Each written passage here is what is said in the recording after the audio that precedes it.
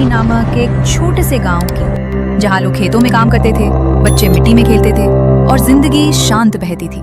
लेकिन उन्हें क्या पता था, ये शांति सिर्फ तूफान से पहले की खामोशी है। 22 जून की सुबह बारिश शुरू हुई। शुरुआत में मदन ने गांव वालों से कहा, मानसून आ गया है। बच्चे कागज की नावें बहाने लगे। किसान मुस्कुरा उठे, लेकिन ये बारिश थी या मौत का पैगाम, किसी को नहीं पता था। सुबह से शाम हो जाती है, लेकिन बारिश रुकने का नाम नहीं लेती।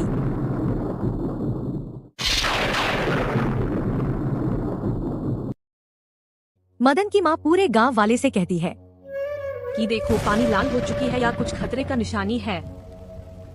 यह बात सुनकर गांव वाले हंसते हैं। या बुढ़िया माँ फिर से डर गई। यह कौन जानता था कि यह बूढ़ी माँ की बात सच हो जाएगी। बारिश होते हुए 3 दिन हो चुके थे। इधर गांव वाला मदन की माँ की बात लेकर बहुत ही चिंतित होते हैं कि मदन की माँ की बात कहीं सच ना हो जाए। लोग अपने में बातें करते हैं और बारिश छूटने का नाम ही नहीं लेती है। गांव वाले डर जाते हैं। मदन अपनी चाय की दुकान बंद करके घर जाता है। मदन अपनी माँ को गांव के लोगों का सारी बात बता देता है। माँ, आपके ही बारे में चर्चा हो रही थी मेरी दुकान पर। इतना बात सुनकर मदन की माँ को चक्कर खाकर नीचे गिर जाती है और वहीं उनकी मौत हो जाता है। मदन बहुत ही रोता है। मदन पूरा गांव वाले के साथ नदी के किनारे जाकर माँ का अंतिम संस्कार कर देता है। हवा इतनी तेज चल रही थी और बारिश रुकने का नाम ही नहीं ले रही थी।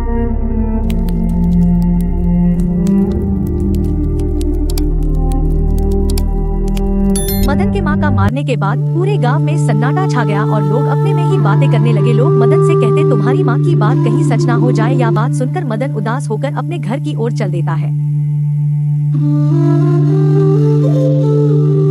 बारिश नहीं रुकने के कारण पूरे गांव में बाढ़ आ जाता है और लोग डूबने लगते हैं। लाशों का बौछार लग जाता है। मदन पूरे परिवार के साथ अपने घर के ऊपर चढ़ जाता है। मदन पानी में बहते हुए लाश को देखकर अपनी पत्नी से कहता है कि हम लोग को क्या होगा। मदन की पत्नी कहती है कि सब भगवान ही का दिन है। इतनी बारिश होने के कारण पूरा गांव वाले डूबकर मारे जाते हैं, जिसमें मदन और उसकी पत्नी भी मारी जाती है। पूरे गांव में लाशों का बौछार लग जाते हैं। यह घटना है महाराष्ट्र के मारवाड़ी जिले की।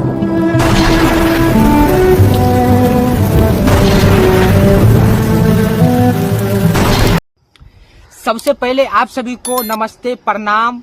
और हमारा ये Munger cartoon story YouTube channel पे देख रहे हैं तो चैनल को सब्सक्राइब जरूर करिएगा।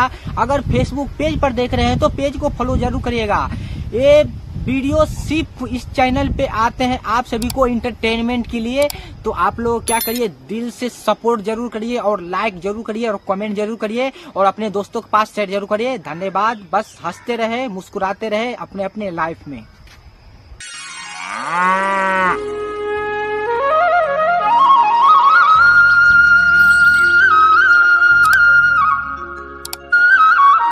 भीतरपुर गांव में जब भी कोई नया आता है तो पहले पंचायत बैठती है, फिर चाय बनती है और फिर उस पर चर्चाएं महीनों तक चलती हैं। लेकिन इस बार कोई नया इंसान नहीं, बल्कि एक नया स्वाद आया था, मैगी। राहुल शहर में नौकरी करता था, लेकिन कोरोना काल के बाद उसकी नौकरी छूट गई। 1 साल तक बेरोजगारी झेलने के बाद वो थककर अपने गांव लौट आया। दादी ने गुस्से में कहा, शहर का क्या किया रे, बाल लंबे कराए हो लेकिन कमाई एक ढेला नहीं लाए। राहुल मुस्कुराया और बोला, दादी अब यही कुछ करूँगा, पर जरा हटके। दादी चौंक गई और बोली, इस गांव में तू क्या करेगा? दादी मैं यहाँ मैगी बेचूंगा। अरे ये मैगी क्या होती है? दादी मैं अभी बना के लाता हूँ। उसके बाद राहुल दादी के लिए मैगी बना के लाया और दादी ने मैगी खाई। तभी दादी बोली, अरे वाह, ये तो अच्छी लग रही है।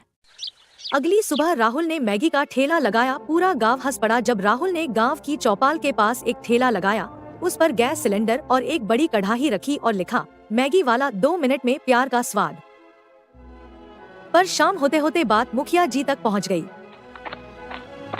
ये क्या बला लेकर आया है शहर वाला? गांव के लोग गेहूं और बाजरा खाते हैं, ये मसाले वाली चीज से सबका पेट खराब हो जाएगा। चौपाल में पंचायत बैठी। मुखिया बोले, लेकिन इससे बच्चों की आदतें बिगड़ेंगी। कल को ये कोका कोला भी पिलाने लगेगा। सभी लोग हंस पड़े।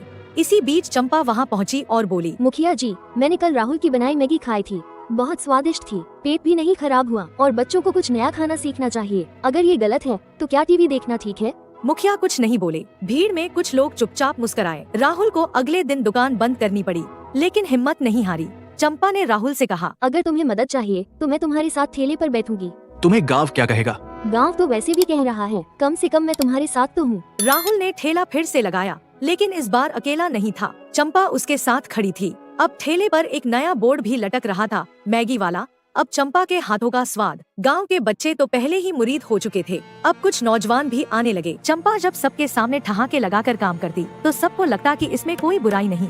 धीरे धीरे महिलाएं भी आने लगी, खासकर वो जो काम करके थक जाती और जल्दी कुछ खाना चाहती। कुछ ही हफ्तों में राहुल का ठेला गांव का अड्डा बन गया। शाम को जब खेतों से लोग लौटते तो एक प्लेट गर्मागर्म मैगी खाते और दिन भर की थकान भूल जाते। लेकिन फिर एक दिन सब कुछ बदल गया। गांव के स्कूल में एक बच्चा बीमार पड़ा। अफवाह उड़ गई कि उसने राहुल की मैगी खाई थी और तबीयत खराब हो गई। मुखिया जी ने मौका ताड़ लिया। मैं तो पहले ही कह रहा था, ये बाहर की चीजें हमारे बच्चों को बिगाड़ देंगी। ये राहुल तो गांव को शहर बना रहा है। पंचायत दोबारा बैठी। राहुल को बुलाया गया। मुखिया ने पूछा, क्या तुमने खराब सामान का इस्तेमाल किया?